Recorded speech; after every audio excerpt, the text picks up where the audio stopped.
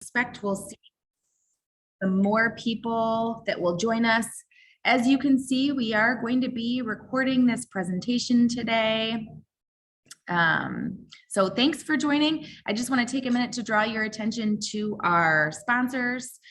These are the folks that continue to support the work that we're doing, which is to support the work that you all are doing. So thanks to Fifth Third Bank, HR Solutions, Lakewood Construction, Ferris, Busker, and Zweers, which are going through a rebrand. You'll see they have a new name sometime soon. Smith, Hoy, Rice, and Rogie. We're so grateful for the work that you all do. So thanks for joining us today. My name is Megan Mass. I am the Director of Programs and Community Partnerships with the Lakeshore Nonprofit Alliance and Community Spoke. I'm joined here by my team member, Robin Lane. Many of you know her. She's fantastic as a supportive role in our Director of Membership. Go ahead and switch to there we are. So just some housekeeping things today for Modern Legacy Giving with Canopy. We're really excited to have them here with us today. We're going to use the chat for question and answers. The session goes from 12 until 1:30. If you have not done so yet, make sure to introduce yourself and share the organization that you're with. And I also want to give you a brief overview of some of the programs that we have coming up at LNA. So first of all, we've got a membership orientation. So this is great for people that are new members or maybe even new staffers or have stepped into new roles in their organization. We would love to have you join us. We provide an overview of all the different things that we do to support you all in your work at LNA. And there's probably some things that you don't know or that you haven't been utilizing. So be sure to check that out. We're offering that virtually on May 13th. We've got our ED Learning Circle on May 26th. The focus is fundraising. We've got How to Present Like a Pro. This is part of our basic computer literacy series that we've been working with Herrick District Library to offer. This is going to be a great one. Not only will you have the opportunity to connect more with PowerPoint, maybe learn some tips and tricks that you didn't know, but the second part of the workshop is focused on how to actually put that tool into use and to present like a polished professional. So be sure to check that out May 26th. And finally, we've got a database conversion workshop with Canary Consulting. If you've attended any of the programming that Canary partners with us to do, you'll know that they do a fantastic job. They're really experts in their fields. And we know that database and data work is a pain point for so many of our LNA members. We hear about it consistently, that they don't feel like they have enough in-house expertise. They're not utilizing their systems well. It takes half a day to put together a mailing list. So please consider attending this if your database or your data is a consistent pain point for you and your teams. It's going to be a great workshop, and we hope to see more people sign up. With that, I want to introduce you to Abigail Bruins, who's here with us today presenting for Canopy Resources. Abigail is one part of the dynamic leadership team for Canopy. That's an innovative planned giving program with measurable results. As Canopy's Director of Business Development, she's responsible for customer acquisition and customer success. Abigail has worked with 4 nonprofits and 2 other community organizations, either as a staffer or a board member. She's currently the president of the Urban Forestry Committee for the City of Grand Rapids. She also serves as a board member for the Mayor's Next Gen Advisory Board and for Affinity Mentoring, which is a small Michigan nonprofit that's making headlines for its progressive work in youth development. They are a very cool organization if you haven't connected with them yet. Abigail has experience in K-12 education, environmental chemistry, and in sales. She's driven to make the world a better place, and she has a particular passion for environmental causes and for DEI work. At Canopy, she has the opportunity to use her unique sets of skills and experiences to promote the work of any nonprofit that would like to grow its legacy giving. So with that, I will gladly hand it off to Abigail. Thanks so much for joining us today, and enjoy the presentation, guys. Wow, thanks, Megan. And thank you to Megan and Robin and the Lakeshore Nonprofit Alliance for having us today. We're really excited to be here. The other third of the leadership triad at Canopy is Brian Quist. He's also on this call. So I just want to make sure he has some visibility here too. I'm going to go ahead and share my screen here, make sure that that's working. and then we will get started. All right. So hopefully that's showing the right page. You should see that there. So we are going to talk about planned giving today. We're going to take a look at some different myths in planned giving, which I think, we learned so much about different types of fundraising as development professionals. We focus a lot on annual fund, on monthly giving, but I think that planned giving can often be an underlooked resource and under-researched resource for the nonprofits that we work with. So we're going to try to debunk some of the preconceived notions that we might have around planned giving. So I'll talk a little bit about that. Before we begin, I want to talk a little bit about who Canopy is. Thanks to Megan, you've learned a little bit about me. Canopy is based here in Grand Rapids, Michigan, so we're not too far from you out on the Lakeshore, and enjoying this nice summer weather as well. I got connected to Canopy through my business partner, Brian, who approached me with talking about a generational passage of wealth. That was the thing that kind of roped me into this entire endeavor, was talking about this huge wealth that's going to pass hands over the next few years. So in no prior time in history has America had such a vast amount of wealth move through the hands of generations. That's because of that baby boomer population. We're in a really unique space right now. We have a really unique opportunity here. That brings me into the planned giving space. At the time, I was working in nonprofits, and I was intrigued by this because a light bulb went off in my head, because the thing that I was always chasing, probably similar to what a lot of you are chasing, is security of the donation, right? Security of the dollar. And what Brian and I talked about during this time was how planned giving can be a safety net. It can be a really great opportunity for nonprofits to have some security, to have some financial security to fall back on when the going gets rough. Planned giving seemed like a really great way to do that, and a really unique space to play in, something that I was excited for the challenge. So we know that over the next few years, the people that donate to the nonprofits that we work with will be giving through the will more than they have previously. And so really, we're committed to helping you as nonprofits to take advantage of this. This is unique. This has never happened before. And so we really need to jump on this opportunity to get started. We focus on an automated dialogue, our messaging and our marketing pieces, and making sure that we're training teams like yours to be successful in what they do. So that's really what we do here at Canopy. But I'm going to switch gears and talk a little bit about legacy giving, because that's why we're all here. So let's talk about what that is. Planned giving essentially is gifts in the will. So bequests, estate gifts, things like that. Sometimes they're cash, sometimes they're not. We see things like donor advised funds, charitable gift annuities. Some of these are more standard, while other times we'll see things like real estate or cryptocurrency is becoming a big thing right now too. So we really run the gamut here when it comes to types of gifts and planned giving. I encourage you to not think of it as just a cash gift, because most of the time it will not be a cash gift. But we want to think about planned giving as a whole, could include many different types of gifts. So when I think about planned giving, I really like to break it down into 3 different parts.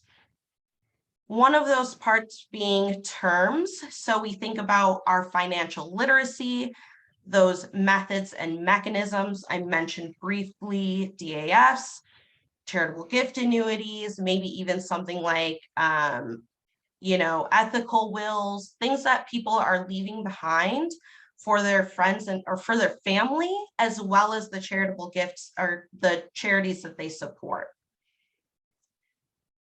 There's another big part in terms that comes with understanding your resources. So maybe you have a financial planner that's on staff or somebody that you can rely on to help you when it comes to planned gifts or receiving a planned gift. And that's all part of planned giving. We also need to think about planned giving in terms of timing.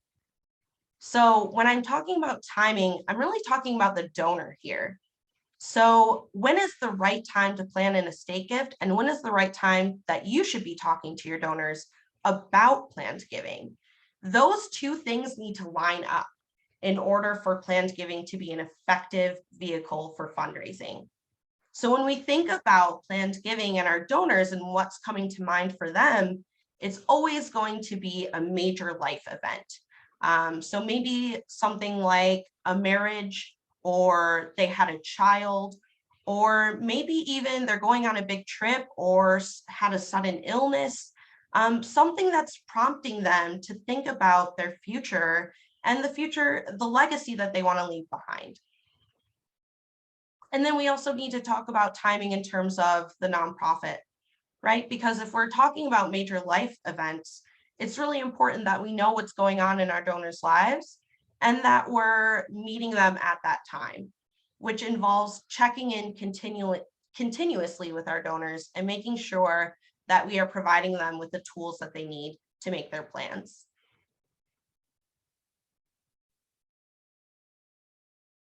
And then we need to talk a little bit about technique, right? So finding our best practices and prospective donors when it comes to estate planning, and also using the right language for those conversations.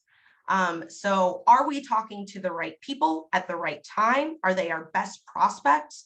And are we talking to them in the way that they want to be talked to? Are we prioritizing their needs and their values, and making sure that we have the right language for them? We wrote a blog post called "The World's Most Awkward Donor Call," because if you imagine, it can be pretty awkward to call up a donor and say, hey, you're dying soon, right? So let's talk about your planned gift. Yeah, maybe not the best approach to it. So what is the right approach, and how can we have those conversations in a meaningful way that isn't awkward for you as a fundraiser and isn't maybe like embarrassing for the donor? And then, of course, we need to do our follow-up and our check-ins, just like we need to do for any other types of giving in our organizations. We need to make sure that we're following up and checking in with our donors.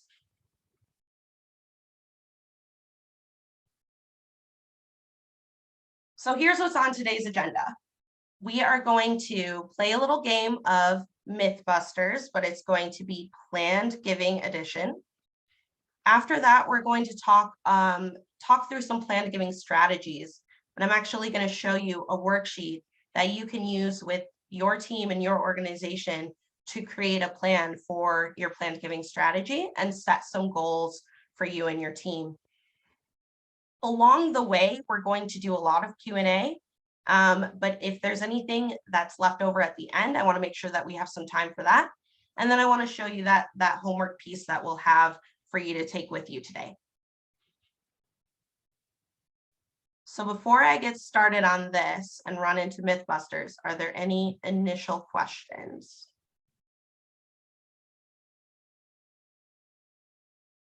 I am curious to know if there are any orgs out there accepting cryptocurrency. There's a great webinar by Russell James about cryptocurrency as it relates to organizations. So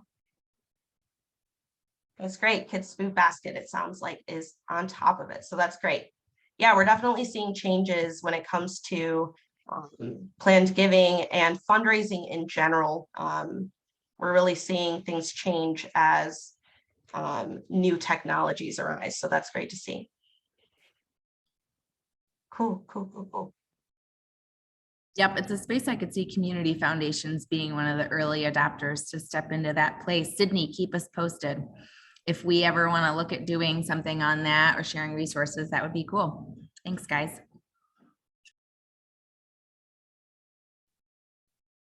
All right, folks, let's roll into one of our first myth or facts. So let's talk about this myth or fact that I think manifests itself in a couple different ways that I hear from organizations that I work with is that, yeah, we don't really have the money to invest in this right now, or we don't have the time to invest in this right now, or I don't know how to start this program. I don't know how, I don't have the knowledge base to start a planned giving program. So throw in the chat what you think, myth or fact, for the organization that you work with, or just in general.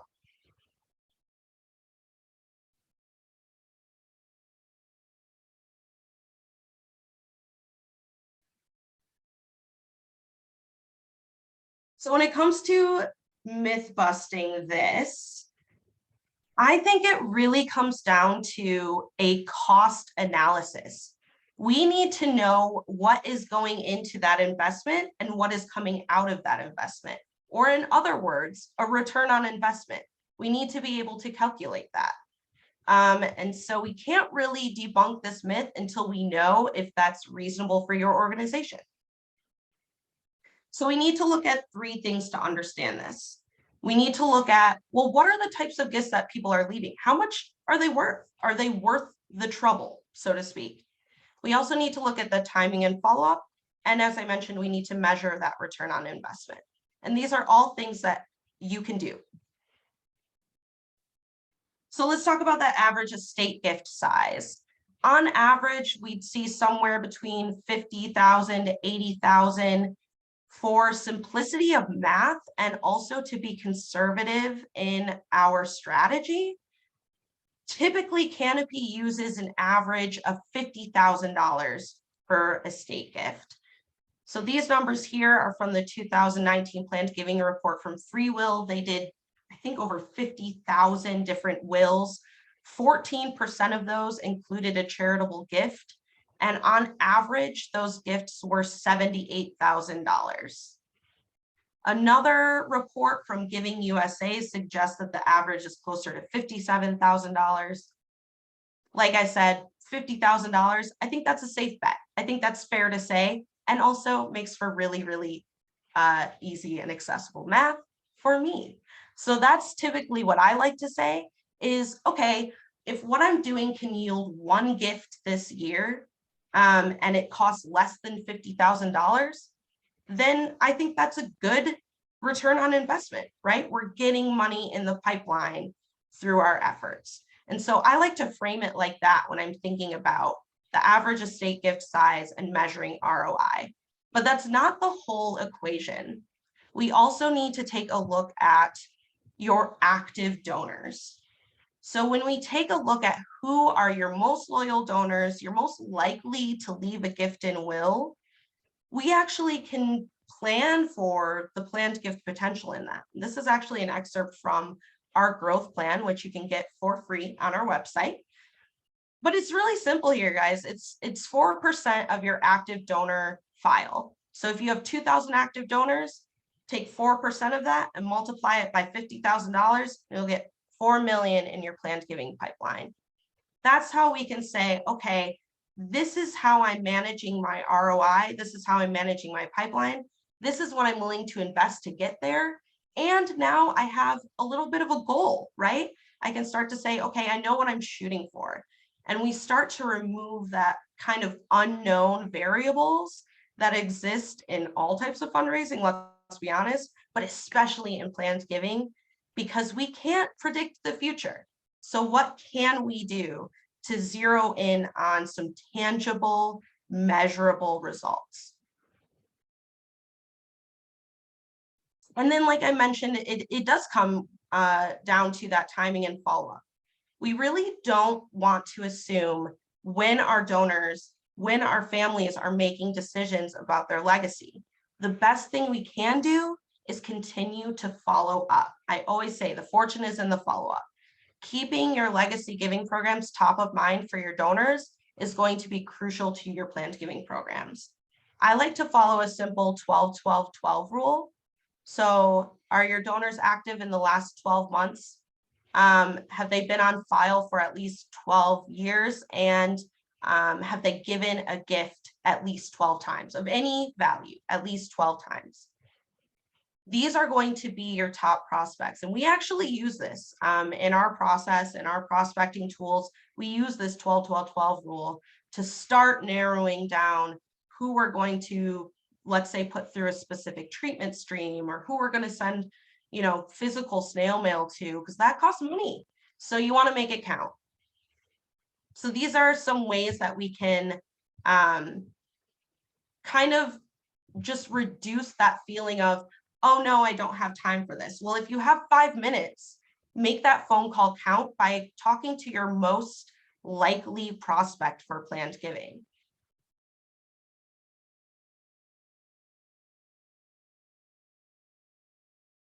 So let's talk about another myth or fact. I already have a web page. I am all set. I already have my brochure made. I'm all set. What do you think? Myth or fact? Throw it in the chat.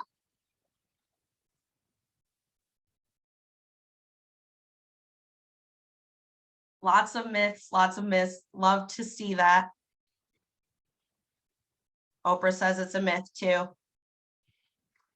This is a myth. And not because websites and brochures are bad. You need those too. And they're great tools. But it comes down to making sure that you are gathering information just as much as you're giving information. And it also comes down to making sure that the messaging is correct. So messaging is important. What are the types of words that you're using? Does it ring true for your organization? Is it authentic? And does it speak to the heart of your donors? Because really what we're getting after here is that giving is a passion. It is an emotional decision for your supporters, especially if it's a planned gift. So we need to speak to donors as if they're making an emotional decision, because that's what they're doing. So leading with something like terms, tax information, things like that, I wouldn't lead with that so much as supply donors with that when they need that information. But in order to bring your donors into the conversation in the first place, there needs to be an emotional component to it. Something needs to resonate with them in terms of their decision making. This is actual text taken from an actual organization. It is very terms heavy. It is not inspirational at all. And actually, when I Googled it, it brought me right back to the IRS website, which is like the least inspirational place. So don't do this, but what should you do instead? So let's take a look at what that can look like. I want to show you a website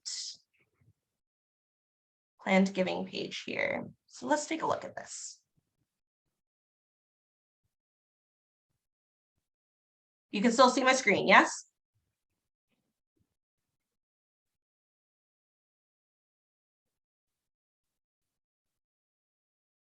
So let's look at their planned giving page.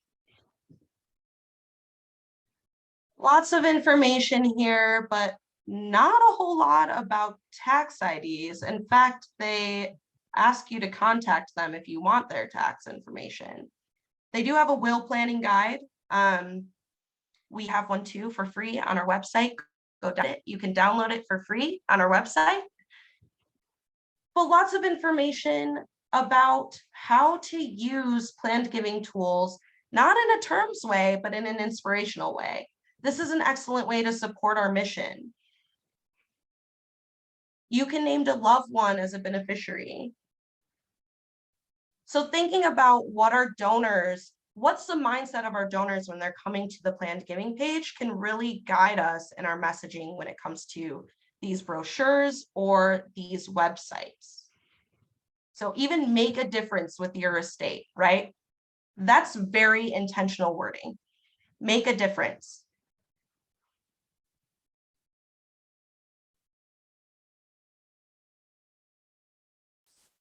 All right, let's get back here and take a look at this.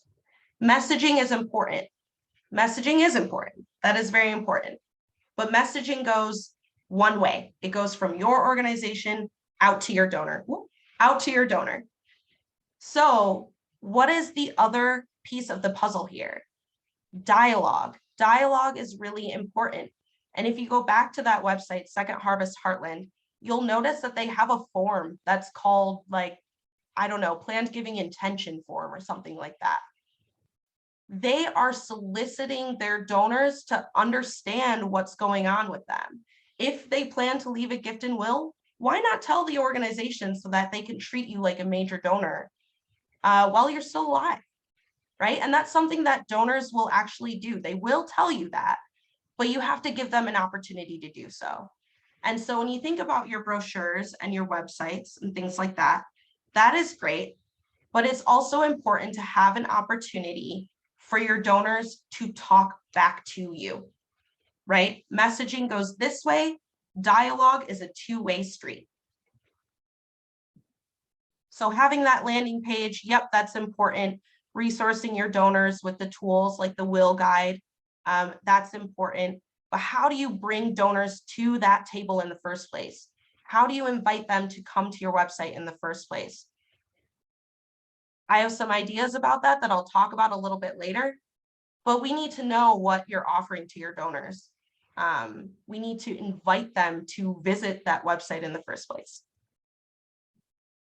And it always, like I said, it comes back to catching your donors at the right time, making sure that you're reaching out to them early, often, so that they can tell you when they're making decisions about their legacy plan.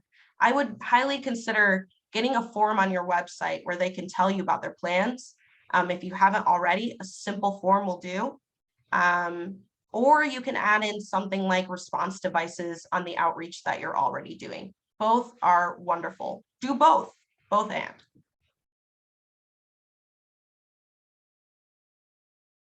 Before we move on to this, any questions? I'm going to stop for a quick second. Any questions about what we just covered?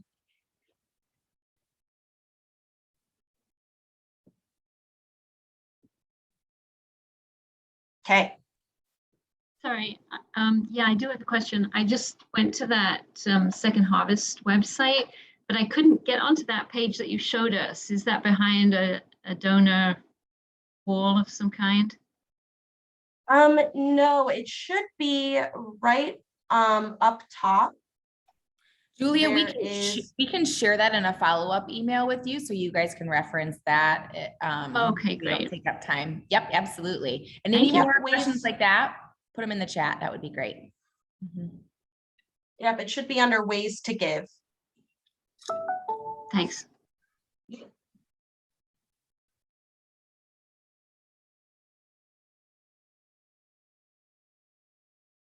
They're a great organization, by the way. We love working with them. We think they're great. So, yeah. Okay, myth or fact? I need to hire a legacy giving expert. What do we think? Myth or fact?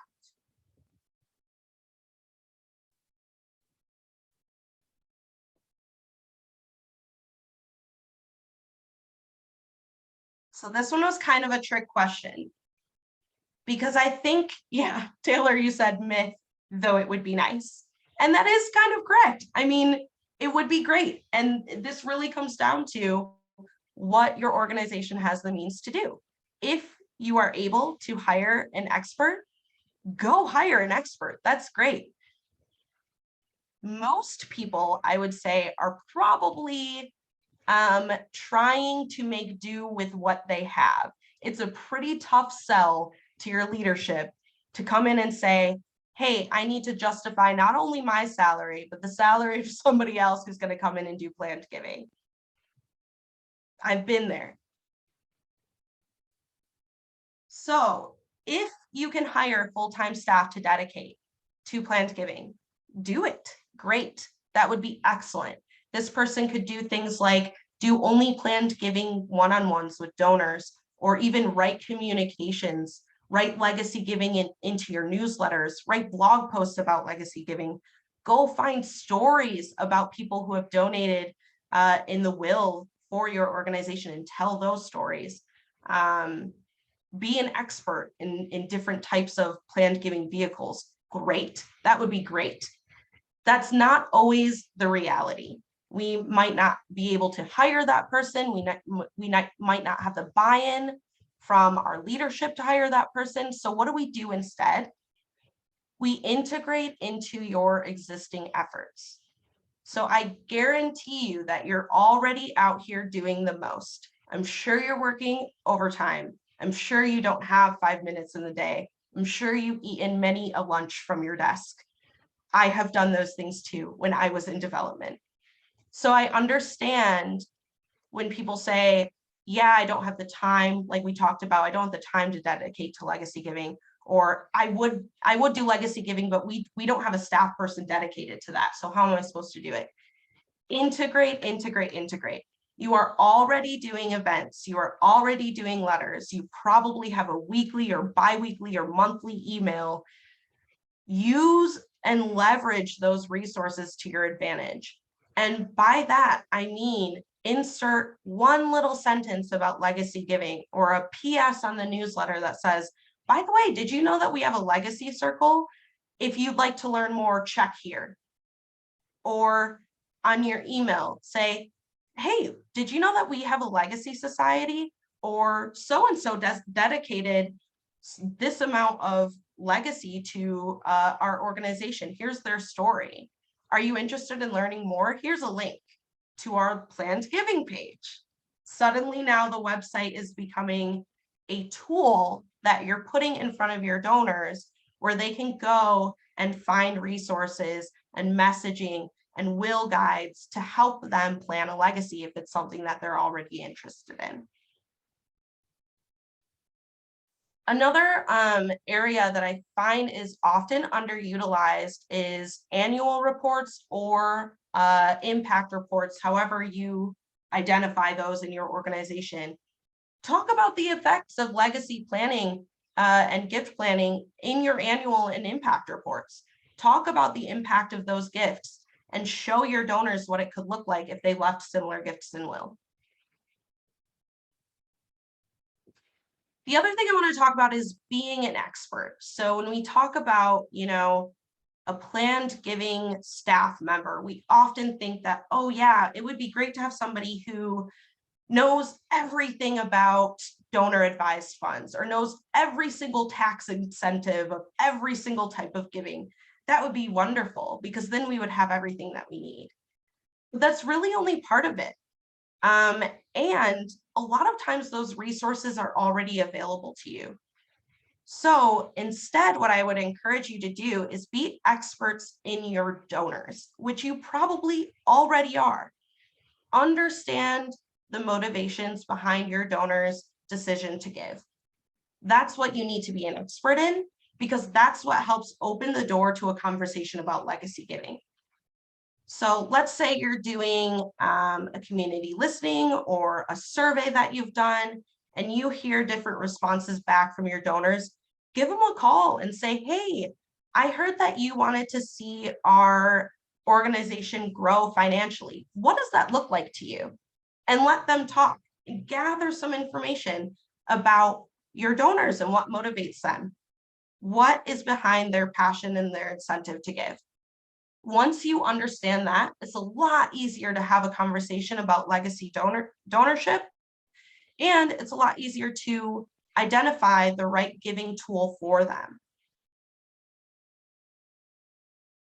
I also think it's important to understand your capacity and your limitations. You might not know the exact right word for something, but your donor, I promise you, unless they're like an attorney or a financial advisor themselves, in which case they probably already have their will written in stone anyway. These are not financial planners that you're talking to. This isn't a test, right? You just need to talk to them like they are human beings who support your cause. And you're already doing that anyway. So I encourage you to bring legacy giving into the conversations that you're already having. Don't be afraid to loop in those kind of legacy phrases that we use. Legacy gifts, things like that, make an impact, make a difference.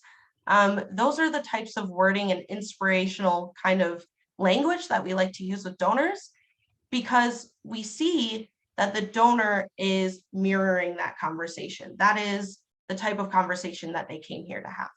So don't be afraid to talk to them about legacy giving just because you might not know the right word or something like that.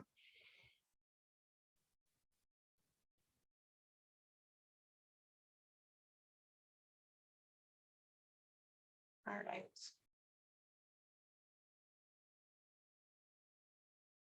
This is our last myth buster. So myth or fact. Focusing on legacy giving can sometimes detract from other types of giving. What do we think?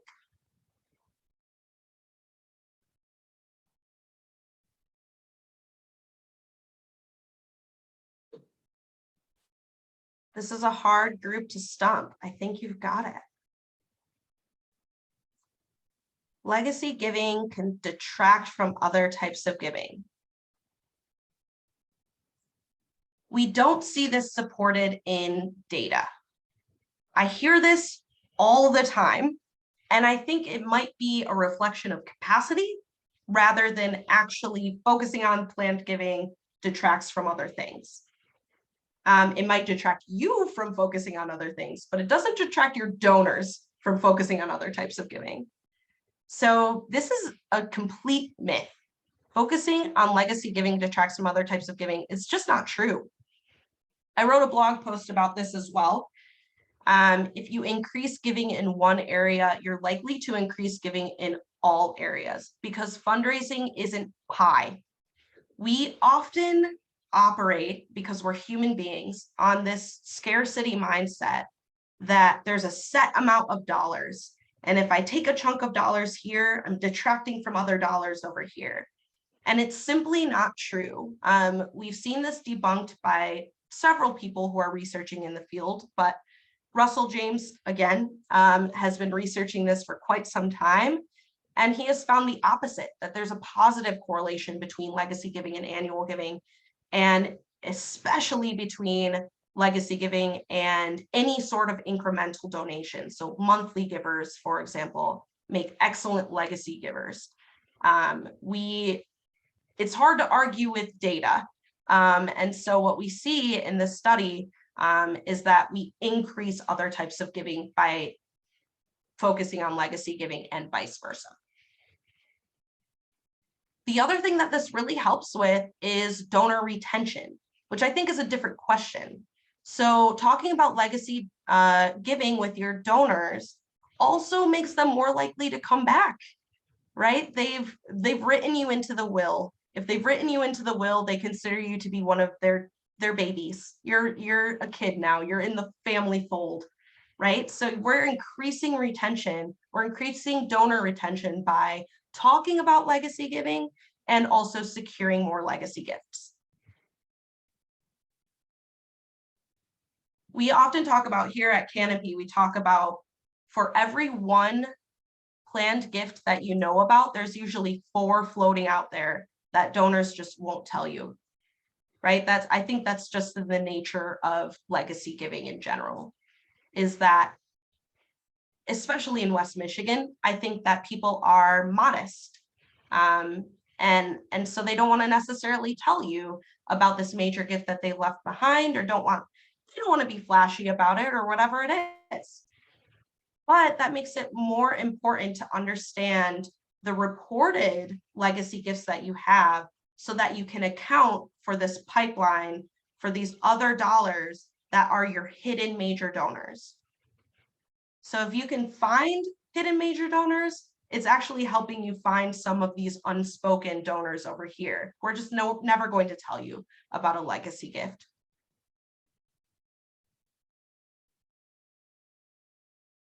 Okay, so let's move on. I want to talk a little bit about making a plan. And that's really going to involve 5 components. And at the end of this, I'm going to give you a worksheet that you can work through this on your own, but I just want to talk through some of the questions and why I think they're relevant. And then you'll be able to take this analysis back to your team and say, okay, where are we strong? Where are we weak? Where can I set some goals that can get me to where I need to be? Okay. Any questions before I move into this?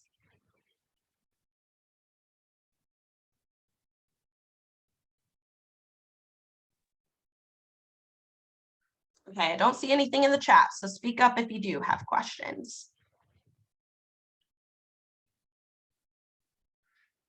All right, so let's talk about donors. So part of your strategy needs to include how you are thinking about your donors. You need to know how many you have. You need to know how many are active. As I mentioned, that's important to the ROI discussion, and making sure that you have the means to do what you need to do. So like I mentioned before, if you know how many active donors you have, I would say about 4%, you should work towards that as a goal for those who are leaving gifts and will. Remember, you'll only know about 1 out of 5 of those, because for every one that we know, there's 4 that we don't know about. So keep that in mind as well. So this really comes down to having good data, because we can't know about our donors if we don't have donor data. So if you need to take stock of your donor data, you might have a CRM or something like that.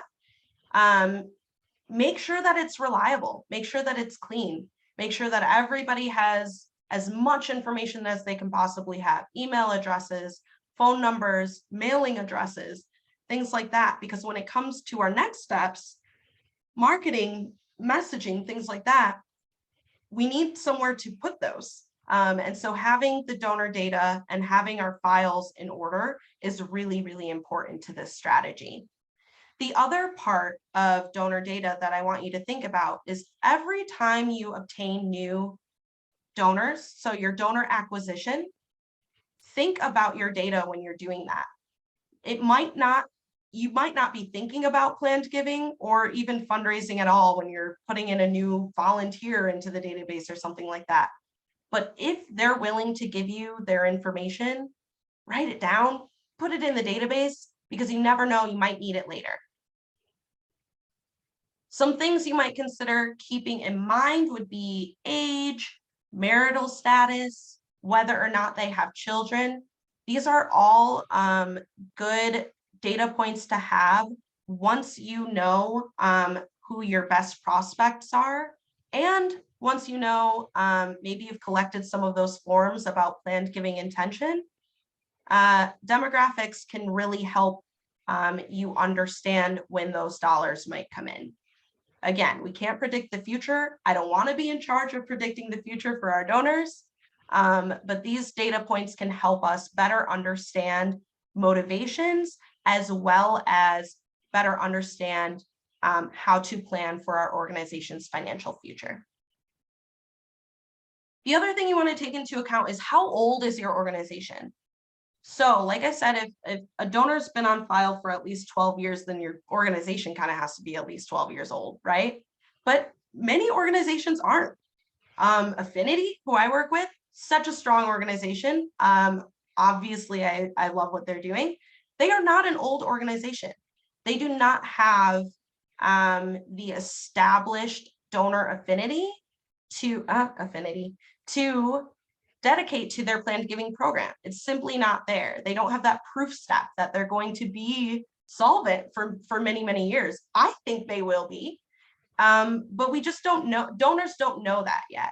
And so what we can do instead is start planting some seeds for planned giving, getting that website up, getting our messaging out, inserting those little response devices into the buck slips that you're already doing, the newsletters that you're already doing, keeping planned giving top of mind, because your organization is going to grow.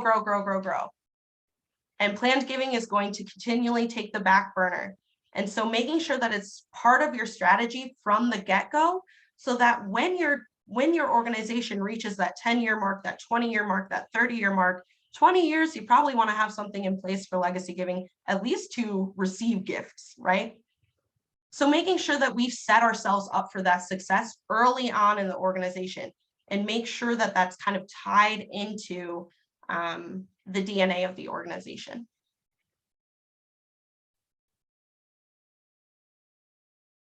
Let's talk a little bit about marketing and what does that look like.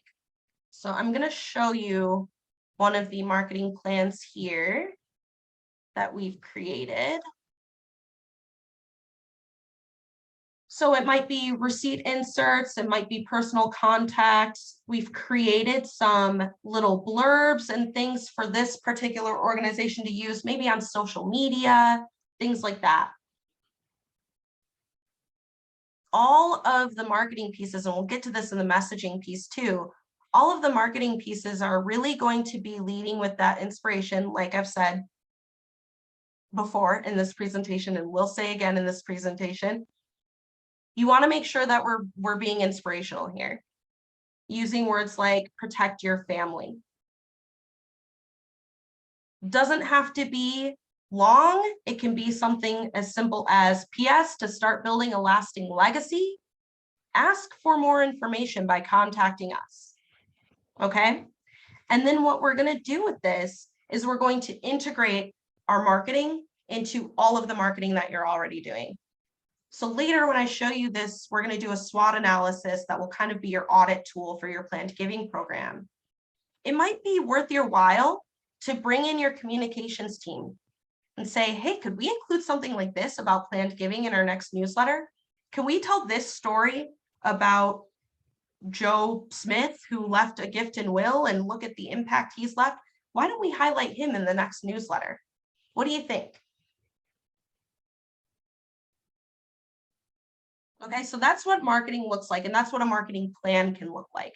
It does not have to be this really, really elaborate monthly, lots of things going on. It can't be that, but we're starting with what we can do, right? And so what we can do is we can integrate into the efforts that you're already doing.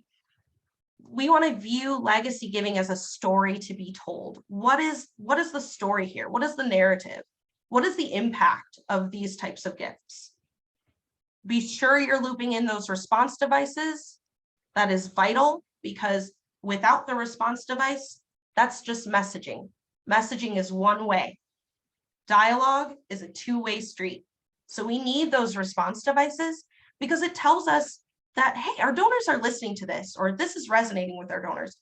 Or on the flip side, you add something to a newsletter with a response device and you get 0 responses. Okay, that's not on our donors' mind right now. Now we know that. So it's important to have those response devices built in so that you understand what's going on in the mindset of your donors. And I talked about this a little bit, but how are you measuring the success of your donors? What would you view as a good response rate to some of your response devices? Define that. Decide what that is for you. Or maybe try it out for a year, kind of get a baseline and say, okay, this is what we've done this year. Let's make a stretch goal for next year. And let's reword this a little bit so that it resonates more.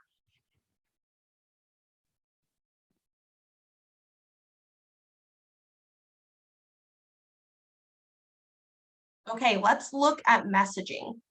So messaging, like I said, is that way to get information out to your donors. This is not a responsive thing. This is a, how are you reaching your donors where they are and keeping legacy giving top of mind? So this would be something like your web page. It might have response devices on it, but a lot of that information is out to your donors. Who is that audience? Are they getting your message? How can you make sure that they're receiving your message? And is your message using the right type of words? Is it leading with inspiration? Here's a messaging piece that's free on our website. You can click here to download it and it takes you right to it. You do not have to download anything or insert your info. You can just go get this for free from our website. So this is one of the messaging pieces that we made. We would call this maybe like a special bulletin or a handout, something that you could take to events even. This is a story about harvesting seeds from some old oak trees and planting them into new trees on a different property and weathering the storms of life. Even when they take out the strongest trees, you still have that seed to come back to. This is an inspiration piece. It may seem like a long shot for legacy giving, but we want to lead with stories that would entice our donors to want to read them.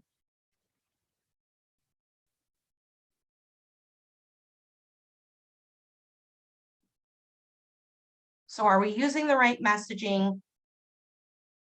Are we catering to the right audience? Are we using the right language, leading with inspiration?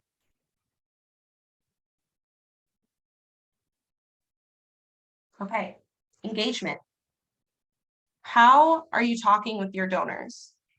When you look at engagement for your SWOT analysis or however you choose to look at engagement for legacy giving, think about all the different touch points that you have to reach a donor.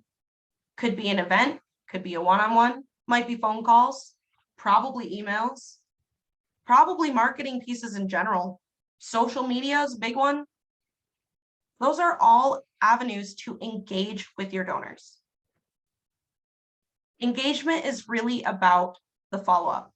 Said it before, I'll say it again. Fortune is in the follow-up. Making sure that we are reaching out to our donors, sending them those birthday cards and Christmas cards and things like that, especially if they have already told you that they are leaving a gift and will. Treat them like a major donor. Put them in the exact same treatment stream as your major donors. Making sure that we're thanking and celebrating those who have reported gifts and will.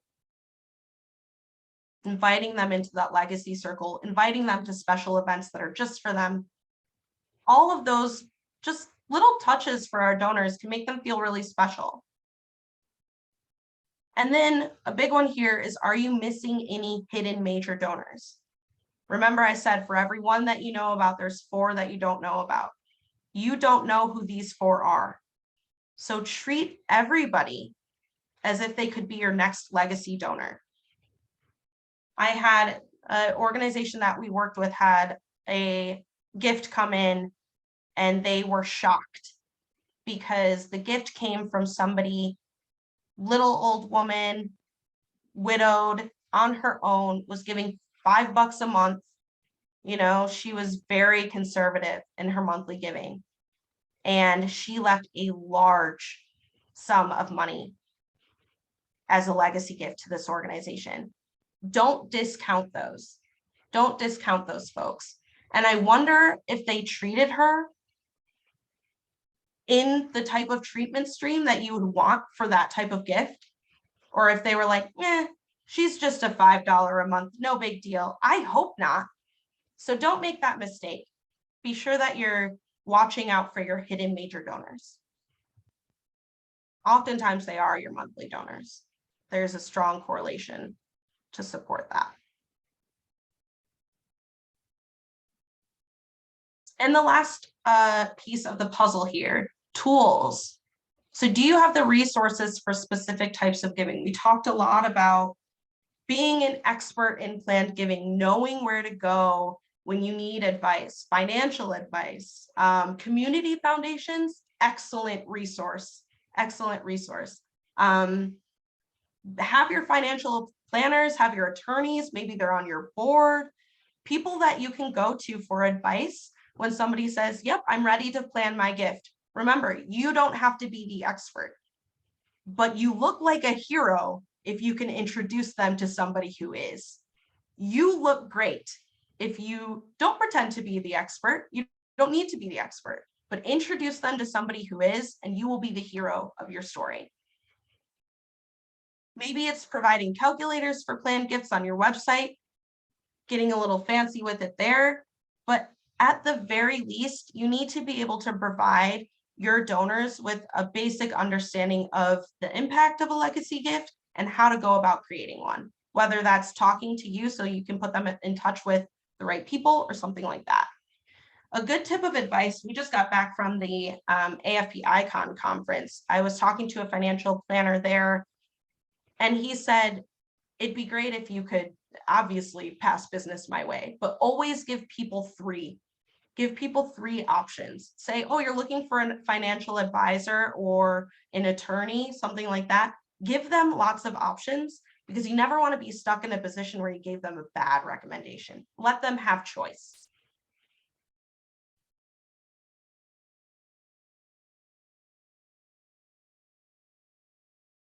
Okay, so let's take a look at this SWOT analysis and goal setting piece that I made for you here. So this worksheet is going to go through exactly those 5 components that we identified here. You can fill out each section. A SWOT analysis is really going to identify, it's an acronym. We love acronyms in the nonprofit world. Strengths, weaknesses, those are your internal 2. And then you have opportunities and threats. Those are your external 2.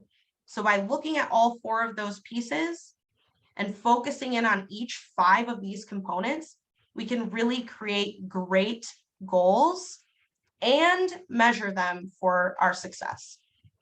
So we're really going to break it down here. And I challenge you to get deep with the SWOT analysis because it will help you set excellent goals. So you're going to dig into each component, your donors, marketing, messaging, engagement, and your tools. Tools could be anything from partnerships to will guides to planned giving calculators to CRMs, okay? But the last step is going to be using that analysis that you've created with your team and your organization, maybe even pulling in different departments to get it done, so that you can create 2 to 3 really strong goals. And those goals are going to live in your strategic plan. So this should integrate right in with your strategic plan, which planned giving should definitely be a part of everybody's strategic plan in some way or another. So maybe it's a simple marketing goal. I want to talk about planned giving in every marketing piece that we do this year. There's a goal. You can measure that. So let's use this tool.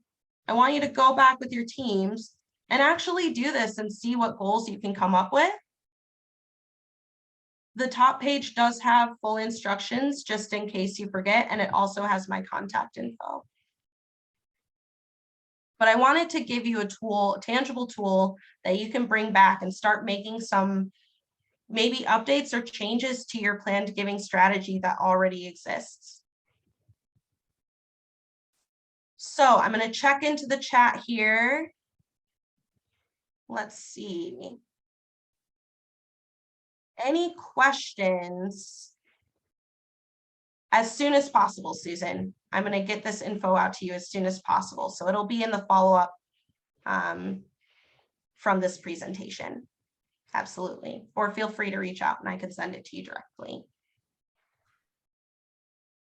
Yep, we'll send all of the messaging pieces. Oh, I'm sorry, Megan, go ahead. Nope, I was just gonna say, and we usually will share this at the end. We'll send a follow-up email with the materials that Abby mentioned, with the slides, with the recording. So if people had to hop off early or they want to share it with a team member, you'll get all that stuff. Go ahead, Abby. Yeah, so the recording, I'll also give you the slides in case you want to print those and, you know, write in your own notes or whatever you need to do. All of the messaging pieces, the will guide, things like that that you saw kind of intermingled into this presentation are for free on our website. Please go to our website and download them. You do not need to enter your information to get them. You simply need to go to our website, click on the resources tab up at the top, and you will see those resources there for you. They are completely free. Go download them, go use them. We'd love to see you succeed with or without us. Please go get them. They are yours for the taking. My contact information here, I'm going to send you these slides as well. You can click right on that book a meeting to book 15 minutes or an hour with me. Feel free to email me or call me anytime as well. That is my cell, so use it.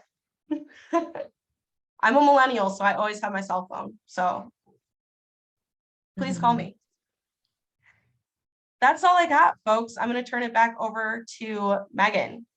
Yeah, so the presentation is set to go, or, we scheduled this so we would have plenty of time for questions and answers, and also to share about your experiences.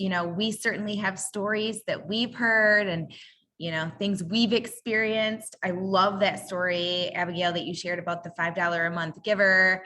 I will say I've worked for orgs where you had a volunteer that worked, in the thrift store that powered the organization, or in other areas that volunteered for years and years, and unexpectedly left a very large legacy gift. So those are great surprises to have, but also wouldn't it have been great to be strategic in really fostering that relationship and saying thank you to the person that not only shows up and sorts clothing or stocks shelves in your food pantry or does after school tutoring, that also is thinking of you and wants to carry on your work. Does anybody have any stories like that they look back and they think, boy, we would have loved to take advantage of that opportunity?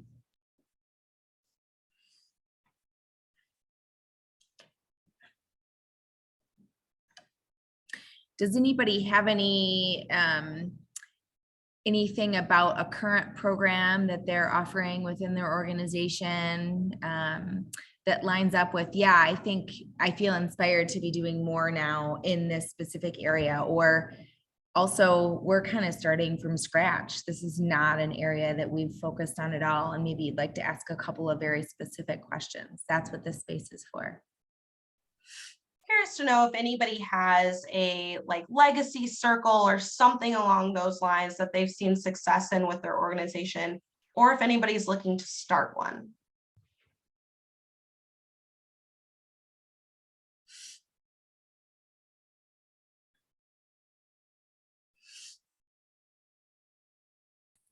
I know at Kids Food Basket, that's something we're trying to be more intentional about, of creating like a legacy giving circle and what that would look like and how to best steward them and make it known that we're so grateful and that this is a thing at our physical location. But we have not done those plans. From my understanding, we started that at the beginning of COVID, and then there was that black hole of time.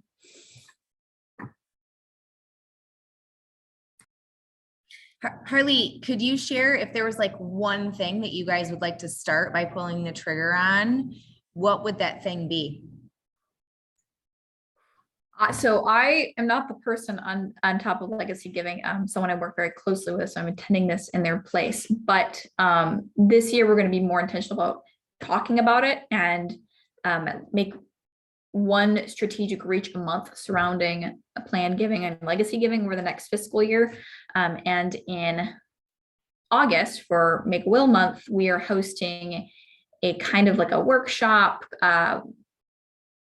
place where we're going to have attorneys and financial planners come in and open that up for donors to come in for questions, work through anything, get ideas to put in Kids Food Basket or any nonprofit in their will. And we'll be doing that at each of our locations because we're across 4 counties here in West Michigan. So that's kind of what we're looking at over the next fiscal year. Those are some great achievable goals. And I'm sure Abigail can even speak into that, but it sounds like you're hitting on some of the things that she mentioned, like putting it into your language now, and also, being strategic, hosting an event for it. I'll also just say, you may not be leading this front, but you deserve to be in this space, and you're going to power this work and move this forward. So I'm so glad that you're here and you're going to be part of building a stellar legacy giving program. I have no doubts, Harley. So thanks for being here. Yeah, this is Brian. That's great. This is Brian. I'm the founder and work with Abigail. One of the things that we really believe in is that a rising tide lifts all boats. And as a West Michigan community, the more all of us talk about legacy giving, the better we'll all be. So our big idea is to raise the percentage of wills in this country that have gifts to charity in it. And you can imagine speaking to somebody about legacy, and maybe they don't quite resonate with your organization, but they do resonate with the organization across the street. And that's fine too. It's like we're kind of all in this together in this space, and we can all help each other.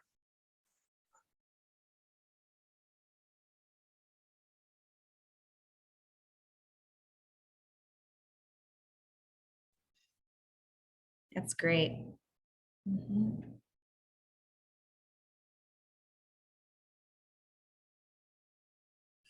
Anybody else? I mean, again, this is your space. We won't hold you hostage, but anybody else that has said, you know, there's just this, we could be doing more in this area, or can you give us a quick tip on how to do this better?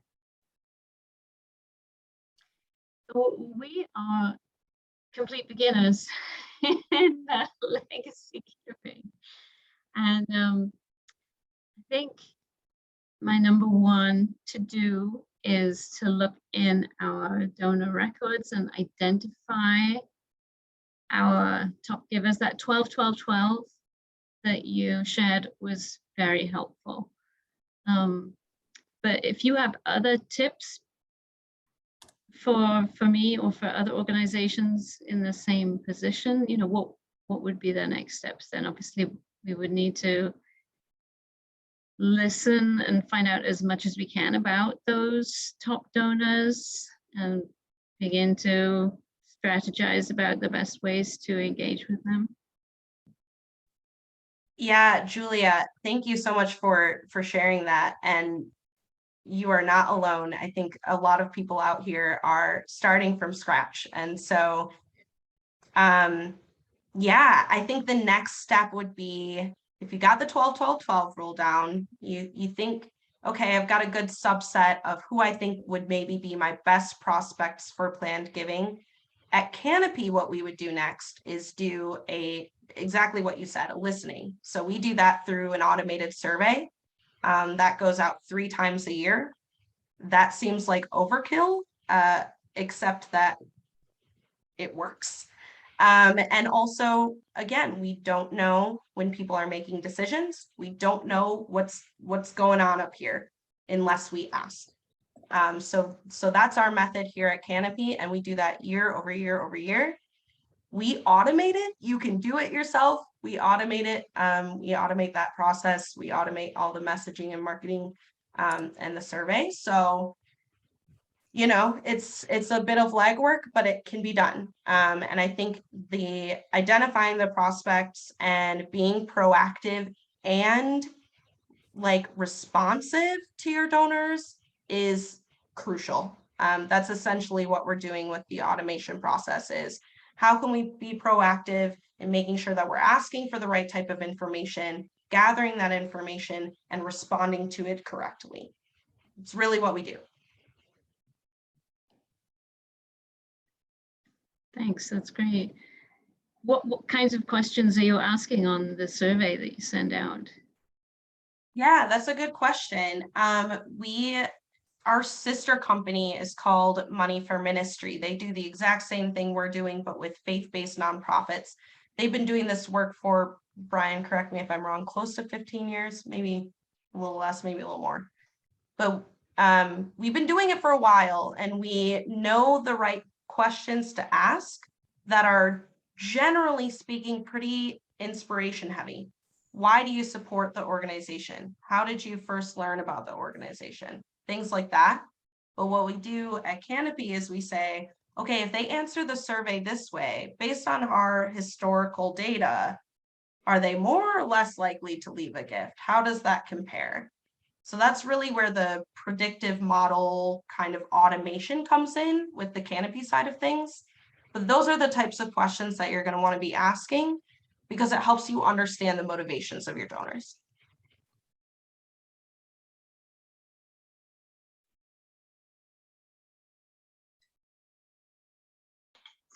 One other thing we ask on the surveys is demographic questions. And you think, oh, that's a little bit personal, but we get answers to them all the time. For example, something about their children, because we know that a donor that has no children is much more likely to leave a gift through the will. So we also ask some demographic questions.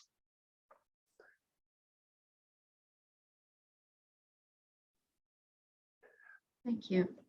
Abigail, somebody asked, can you say that 12-12-12 rule again? You want to say that one more time?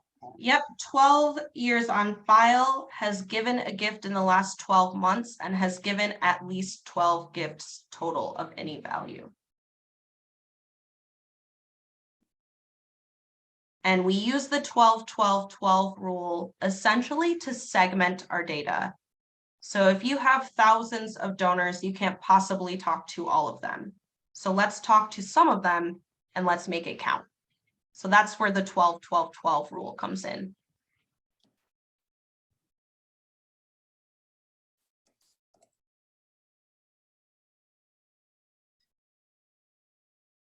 Fantastic stuff. Any last minute questions for this team at Canopy? All right, well, we're so grateful to have you join us. We know that any amount of time that you are spending doing these things is time that you're not doing directly the work that you are focused on doing day to day, but we believe that this matters, and we're so grateful to have partners like Canopy who have the expertise and want to share it with LNA members. So thanks so much to Abigail and to Brian for joining us today. Robin has dutifully, as she always does, she's reminding us to take that LNA survey so that we know whether we are providing the kind of programming, supports, tools that are supporting you in your work. That is why we exist. We'll say that over and over again.